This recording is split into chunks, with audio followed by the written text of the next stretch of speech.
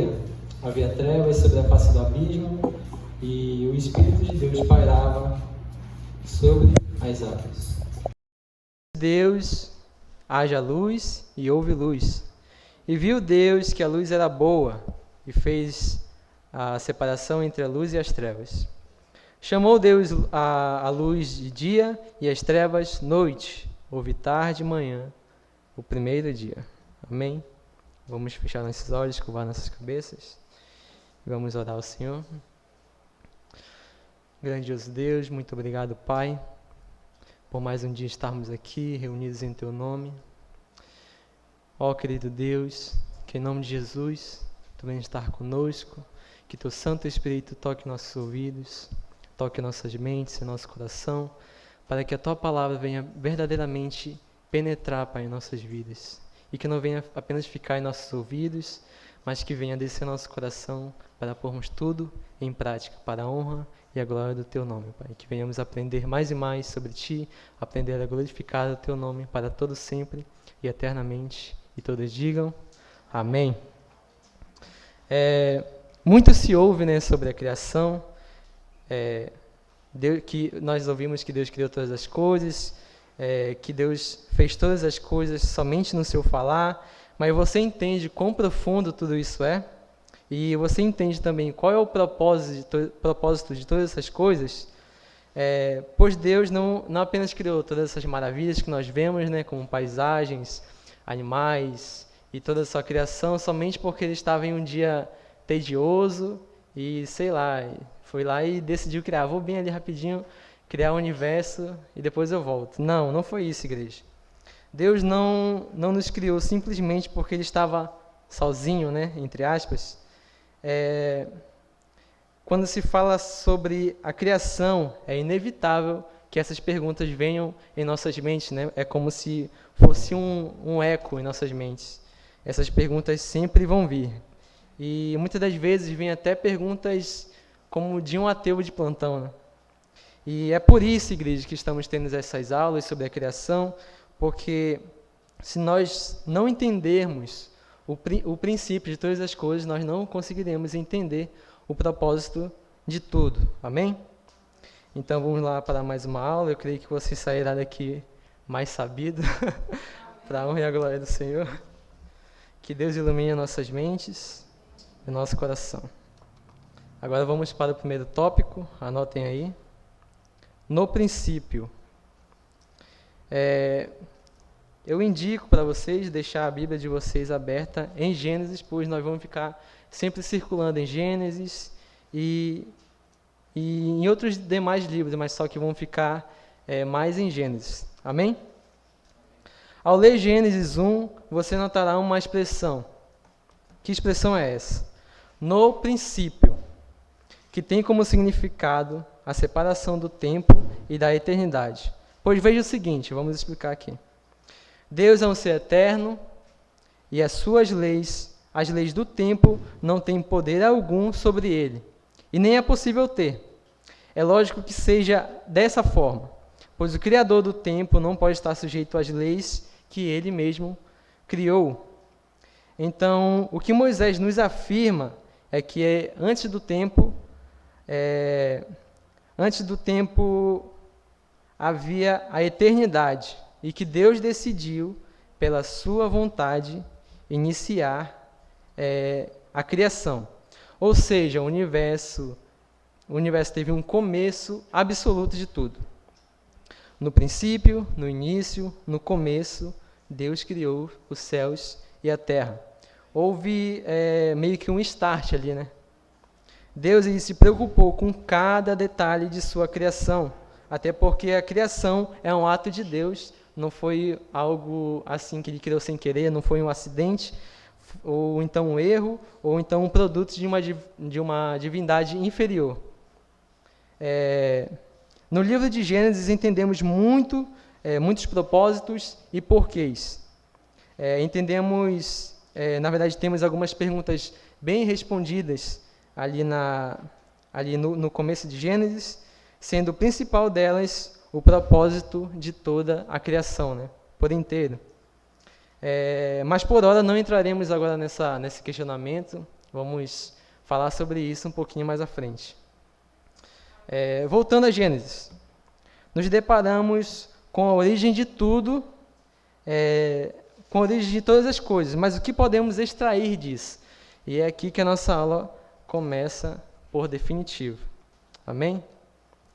Compreender essa aula expositiva deveria ser algo obrigatório para todo cristão. Todo cristão tinha que ter essa aula em mente, toda essa exposição, porque é como uma engrenagem que faz as outras engrenagens também funcionarem de maneira perfeita ali, né, simultânea. Um homem uma vez disse que se não houvesse o livro de Gênesis, todo o resto das coisas escritas não faria o menor sentido. Se não houvesse Gênesis, o livro de Gênesis é fundamental para entendermos o propósito de tudo, pois com o livro de Gênesis nós entendemos o plano de salvação, a origem do pecado, a origem do povo de Israel, a necessidade de misericórdia e perdão de Deus, a revelação do plano de Deus para a humanidade e a criação do homem e da mulher, à imagem e semelhança do Senhor.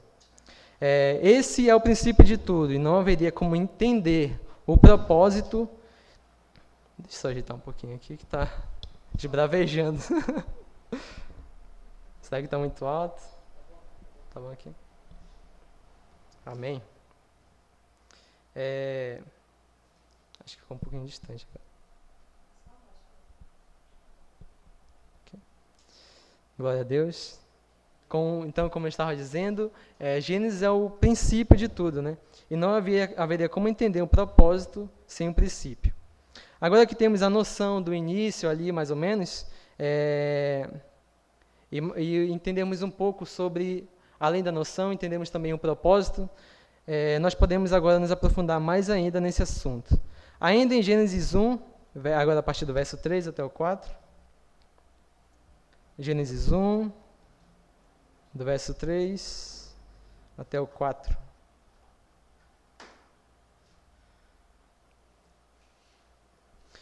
Eu gostaria que todos prestassem bastante atenção no texto que forem lido aqui, tá? Porque no final vão ter perguntas e as perguntas vão estar nesses livros. Quantos acharam? E Deus disse: haja luz, e houve luz. E viu Deus que a luz era boa, e fez separação entre a luz e as trevas. Somente até aí. Podemos ver, na leitura desse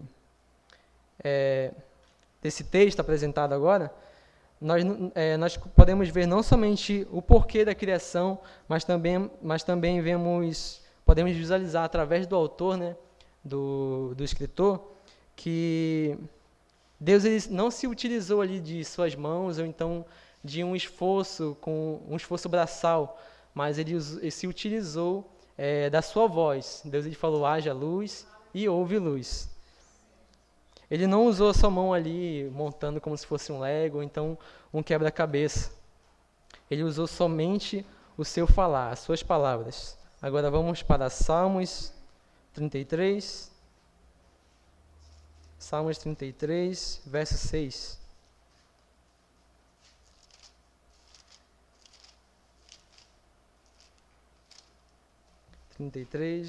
Verso 6. Vou tomar uma água aqui rapidinho.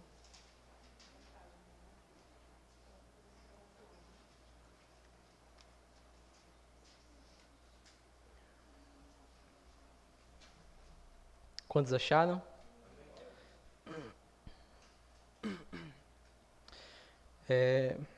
Então vamos lá.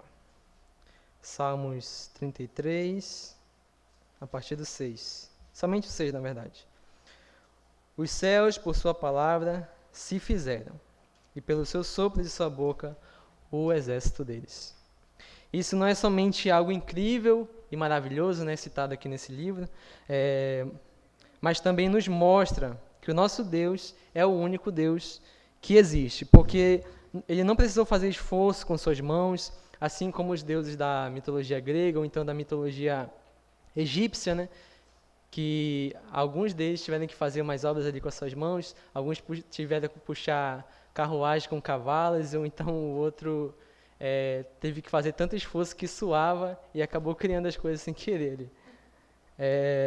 Aí você entende, né, que o único Deus forte e poderoso é o nosso Deus, porque ele só se utilizou ali da sua palavra, amém? Ainda em Salmos 33, mas agora vamos a partir do 9, verso 9, declara o seguinte: pois ele falou e tudo se fez, ele ordenou e tudo passou a existir. A narrativa da criação começa com uma declaração absoluta a respeito de Deus, como Criador de tudo. O Senhor é o Criador de toda a realidade, como também a fonte de todo conhecimento verdadeiro. Ele é em si mesmo o sujeito e objeto de todo o conhecimento. Ele é o doador da vida, mas também o criador das verdades científicas. Toda verdade tem sua origem nele, e fora dele, todas as coisas são inverdade. Fora dele, todas as coisas são inverdade.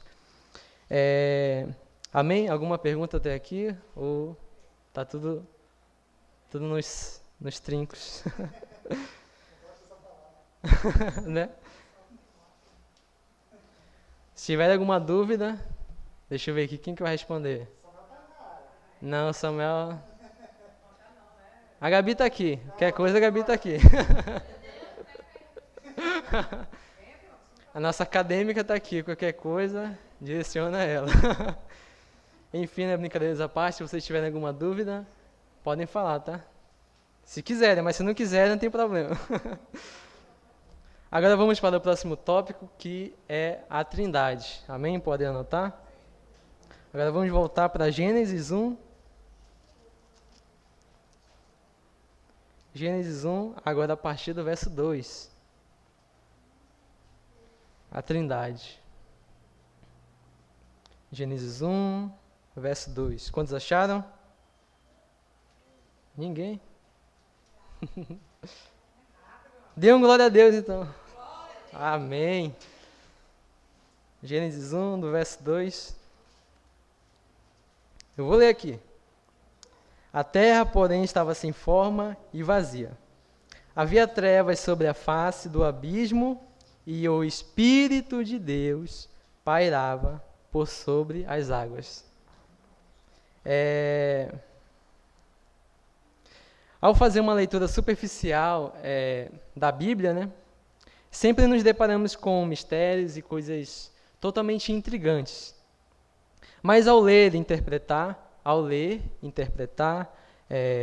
juntar e aplicar os textos bíblicos, você notará o fechamento e preenchimento de certas lacunas que são abertas quando você lê a Bíblia ali de maneira superficial. Então é por isso que tem que ter essa importância, né, de manter a meditação ali sempre, e não somente ler a Bíblia de maneira superficial, porque senão você vai acabar caindo em heresia. Para que você possa entender melhor o que eu estou dizendo. Agora vamos abrir nossas Bíblias lá em João 1, do verso 1 até o 3, para que você veja que eu não estou falando palavras minhas, mas sim utilizando a Sagrada Escritura, né? Para a glória do Senhor. João 1, do verso 1 até o 3. Glória a Deus.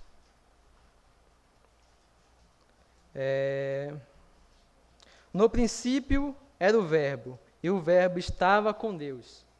E o Verbo era quem? Ele estava no princípio com Deus. Todas as coisas foram criadas por intermédio dele, e sem ele nada do que foi feito se fez.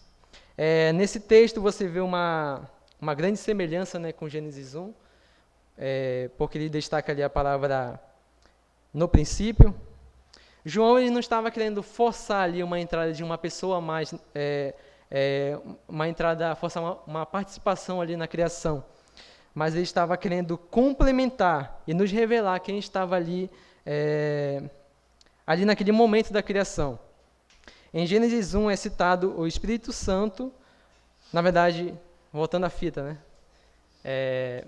Nos é citado dois seres ali, que seria Deus, ali no seu falar, criando as coisas, e o Espírito Santo pairando ali por sobre as águas. Mas você entende que só existem dois seres ali, lendo a Bíblia de maneira superficial. Mas ao ler, como eu falei, ao interpretar, aplicar e juntar os textos, você percebe que há mais alguém ali, há uma trindade, uma unidade de 3 pessoas ali na criação. E deixa eu mexer aqui para o momento. E João ele nos revela isso ao declarar que no princípio era o verbo, ou seja, Jesus era a palavra estava com Deus e a palavra era Deus. Logo podemos definir que a Trindade teve participação direta na criação. Para provar isso, vamos em Colossenses 1,16, lá nos Enses, como diz o pastor.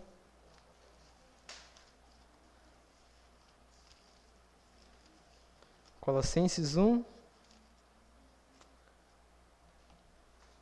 1:16.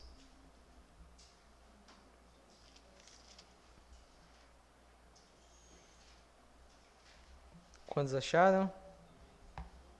1:16.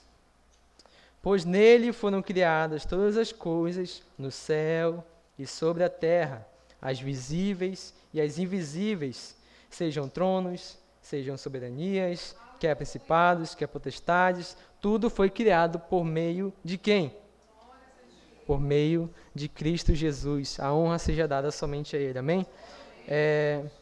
Em Colossenses 1,16, ele nos afirma mais ainda, tudo foi criado por meio dele, para ele, e por ele foram feitas todas as coisas, e sem ele nada teria sido feito.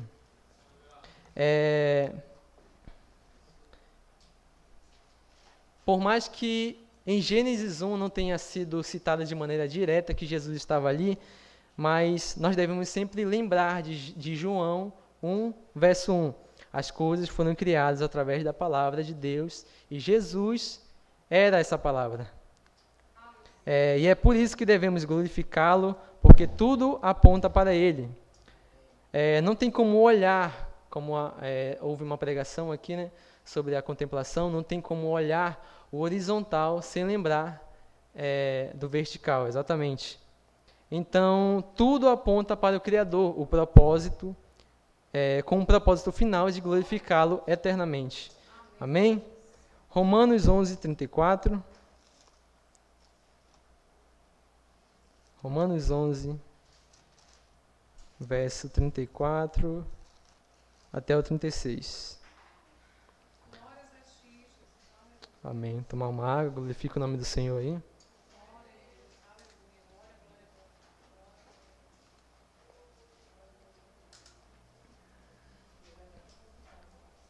Glória, glória, glória, glória. Fazer que nem uma tarada. Ele nem está aqui. Espero que ele veja esse vídeo. Quantos acharam? Romanos 11, do verso 34 até o 36. Quem, pois, conheceu a mente do Senhor? Ou quem foi o seu conselheiro? Ou quem primeiro deu a ele para que lhe venha a ser restituído? Porque dele, por ele e para ele são todas as coisas, a ele, pois, a glória eternamente. Amém. Romanos 11, 34 até o verso 36 intensifica ainda mais o nosso propósito de glorificar ao Senhor, com palavras esperançosas e cheias de poder. Salmos 111, vamos rapidamente. Salmos 111, do verso 3.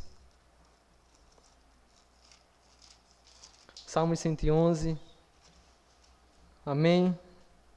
111, do verso 3. Somente o verso 3.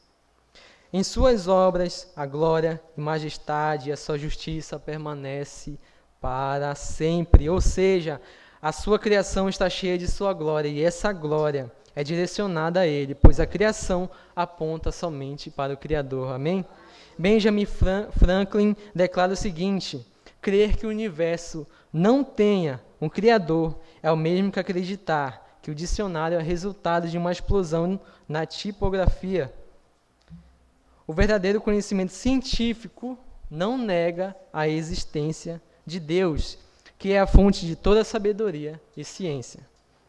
Albert Einstein diz: quanto mais acredito na ciência, mais acredito em Deus. O universo é inexplicável sem Deus. Só a existência de Deus explica a origem e a manutenção da criação até hoje.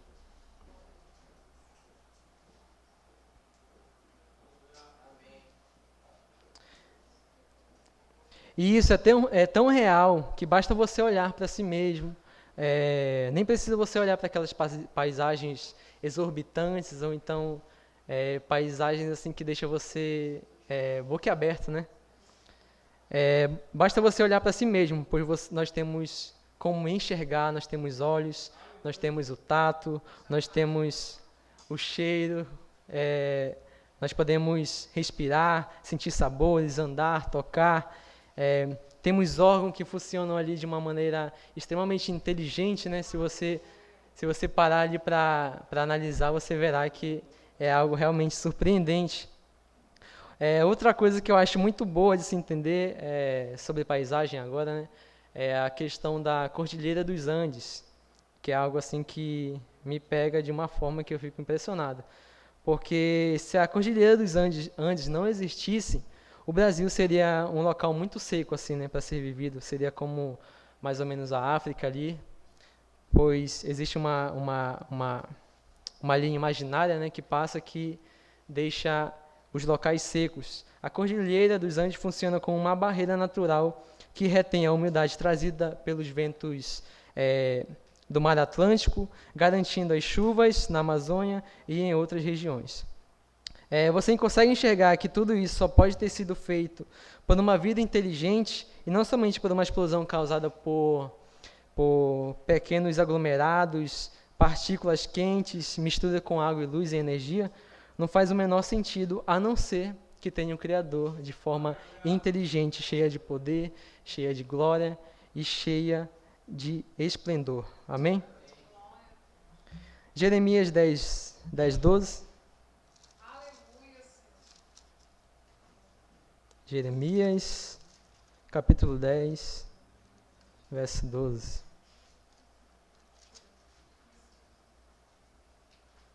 Quantos acharam?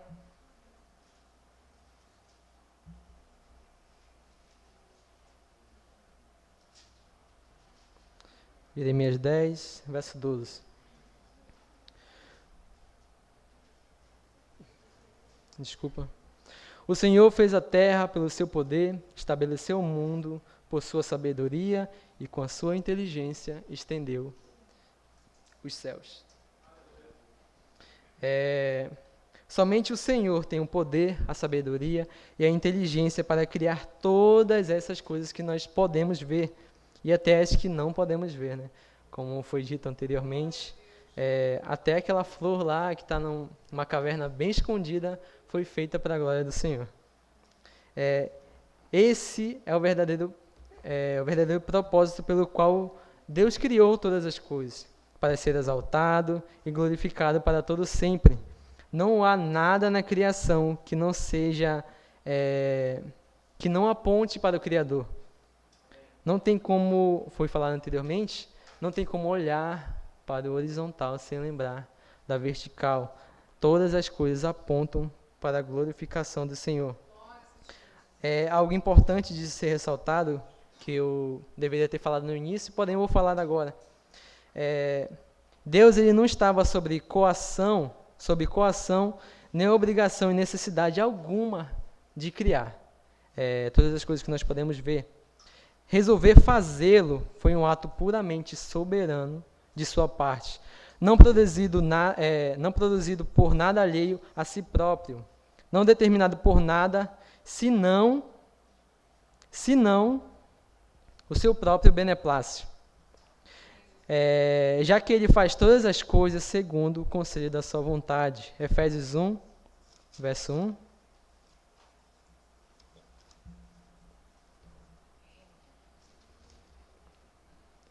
Pincel aí.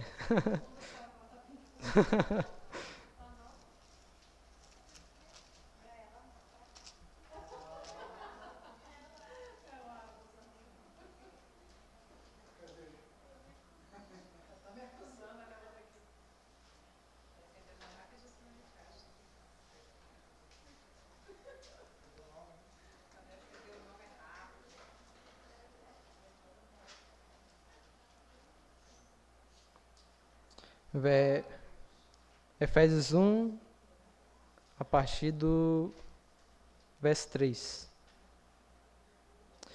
Quantos acharam? Bendito Deus e Pai de nosso Senhor Jesus, Cristo, que nos tem abençoado com toda sorte de bênção espiritual nas regiões celestiais em Cristo Jesus. O fato de criar foi simplesmente a manifestação de sua glória. Será que alguém aqui consegue imaginar, assim, vocês pensam que a gente está indo além das Escrituras? De certa maneira, nenhuma, na verdade, de modo algum. Levantai-vos bendizendo a eternidade. Ora, bendigam o nome da sua glória, que está levantando sobre a bênção e o louvor. Neemias 9:5, não precisa abrir. Deus não ganha nada, nem sequer com a sua adoração. Ele não precisava dessa glória externa de sua graça, procedente de seus remidos. Portanto, é suficientemente glorioso em si mesmo. Sem ela, na verdade, o porquanto é suficientemente glorioso em si mesmo sem ela, que foi o que moveu a predestinar seus eleitos para a louvor da sua glória, como foi dito em Efésios 1:5, beneplácito de sua vontade. Amém?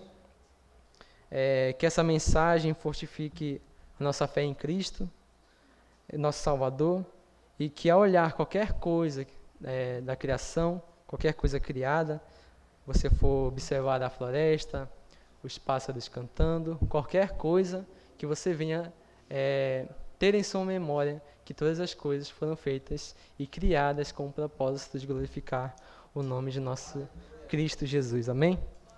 Que a honra e a glória seja dada somente a Ele. Aplauda o Senhor.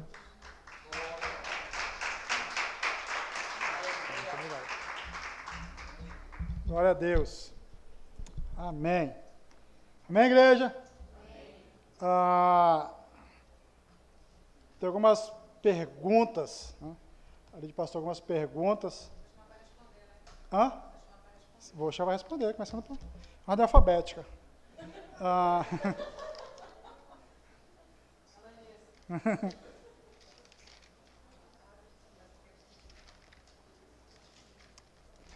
Amém, igreja? Aí para cá, antes de nós adentrarmos na pergunta, né? Só que você possa entender o que vai ser falado e o que foi falado também. Rápido resumo, né? Você possa entender. Mas você possa entender o que foi falado. Se você